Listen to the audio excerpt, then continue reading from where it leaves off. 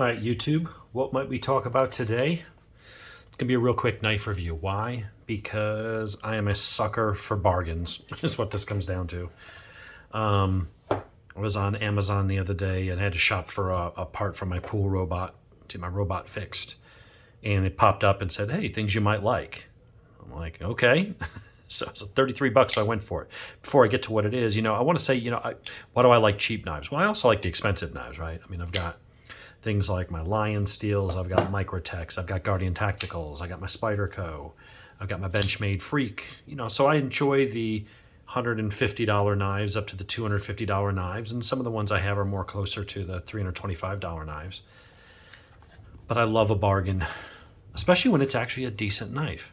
So I reviewed one of these in the past that was similar but a little different. It was the CJRB Crag, but it was the carbon fiber handle with the black blade, which was a little blingier for my tastes. But anyway, we'll go to the differences of that. And I don't have that one anymore. My friend had a cheap gas station knife. I said, you need something better than that, so I gave him that one. So we'll open this one. Comes with a free pack of candy. No, it's not candy, it's silica gel. It even says, don't eat. And if because I said candy you went and ate it, then you're an idiot and you probably shouldn't, if you eat things based on what you see on YouTube knife videos, that's on you, partner. So anyway, I saw this for 33 bucks and figured, I like the other one, but it was all black and carbon fiber, and I prefer to have the more grip of the G10. And so I went and ordered this. This one came with D2 steel rather than that APR9 or whatever their proprietary, which is basically an equivalent of D2. The specs on this overall, 8 1/8 inch. The blade length is 3.5. Cutting edge is about 3 1/8 ish. It's 1.5 inches tall. Thickness is a solid 1/8. Like I said, it is D2, and it is a stone-washed cleaver. It's got G10 scales. Got stainless steel pocket clip that is reversible for left or right-handed carry, but tip up only. It's a really cool knife. It's very reminiscent of the Kaiser Sheepdog, but if you've watched my Kaiser Sheepdog review, you know that I am not a fan of the liner lock. Just the way they don't have it cut out, it's really kind of a pain and takes a lot of pressure and actually hurts your thumb after a while. So this is a bit bigger, fits my hand a little bit better. This kind of sits in between the Sheepdog and the Sheepdog XL as far as the size. There are some things I like the micarta on the Sheepdog. I like the blade that it's tall. It's a really nice knife. This one just fits my hand a little better, has the finger choil so you can choke up on it. Nice big thick blade up here where you can kind of choke up on it. Now I will say the finger choil on this is a little shallow. And so you really can't choke on it up here because then that corner starts kind of hitting your finger. It really is meant for that first knuckle. And I have fairly big hands, but I don't have fat hands. And I notice I pick on some knife guys because a lot of knife reviewers have big, fat hands. I'm guessing they're probably 300 plus pounds. Don't know why I see that trend. It is what it is. Not really making fun of you, just pointing it out. If you've got those big kind of sausage fingers, you're probably not going to fit that well in that choil. But it does work for me as long as I keep it on that first knuckle. If I start going up, that's when I start getting risk of hitting that edge and cutting myself. But it is a nice liner lock. It's G10. I got the green one because that's the cheapest one they had. It was 33 bucks on Amazon Prime. Stainless steel liners. I went through the specs. What is the weight on this? The weight is... I don't see it on there. I don't see it listed on... Blade HQ is pulling up the specs on their site, but it's got to be up around 4-ish, 4.5. I mean, there's a lot of good steel on there. Just for a quick size comparison, we've got the Benchmade Freak, which sweet action on that one. Of course, you got your Spyderco Paramilitary 2, and we've got the Lion Steel Rock, which I think is my prettiest knife. I love that thing.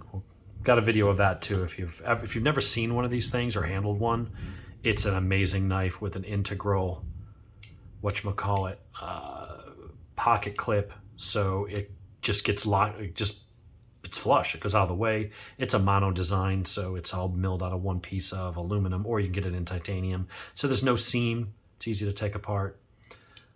Very, very, very cool knife with Bowler M390. But anyway, we're not here to talk about that. We're here to talk about the Crag.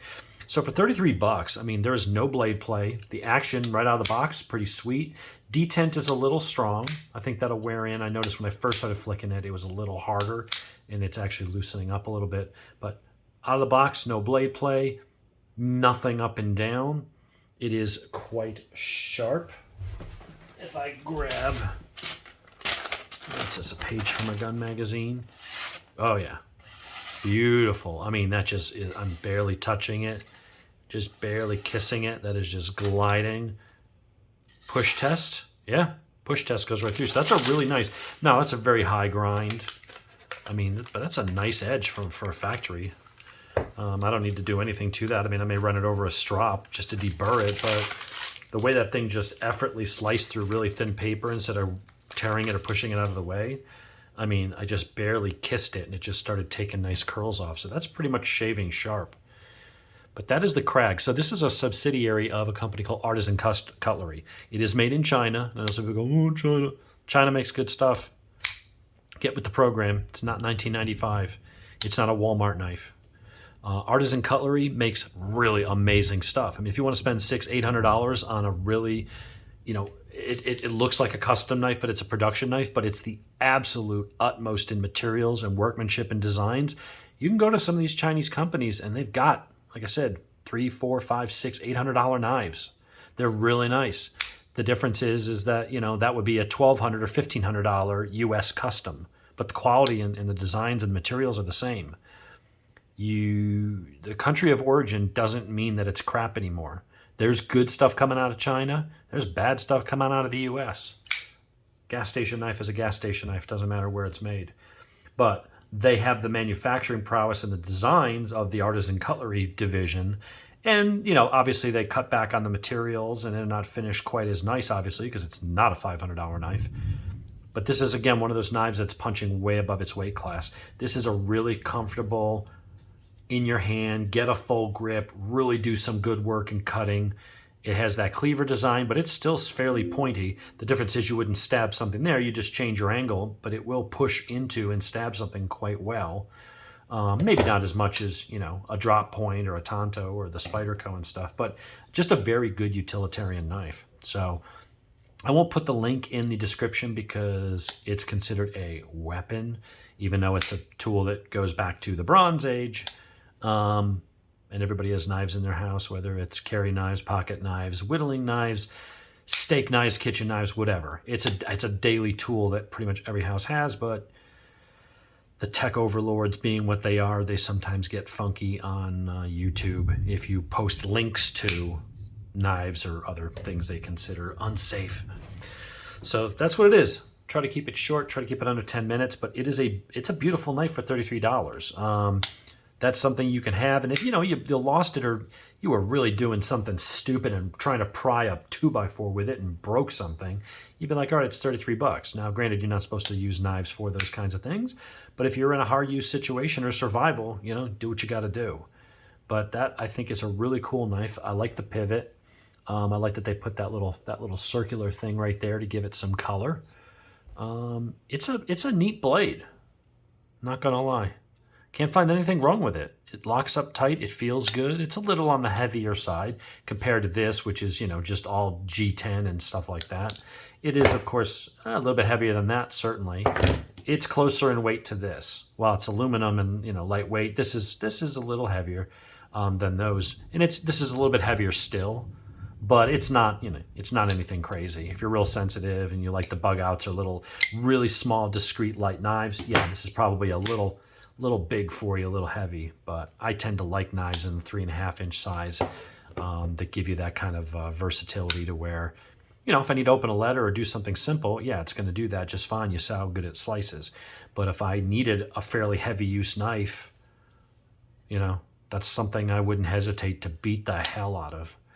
And the good news is over time, if you did beat the hell out of it and started getting some blade play or broke something, although it looks pretty damn beefy and robust, you know, you could replace it in 3 years and, you know, you're only out another $33. So CJRB Crag, very cool. I kind of like it better than the Kaisers because I like the handle better. I think it fills my hand better. And I said having the blade super tall like the sheepdog, it's a little shorter this way and a little longer that way. It just to me seems a nicer balance. So there you go. 10 minutes on the dot.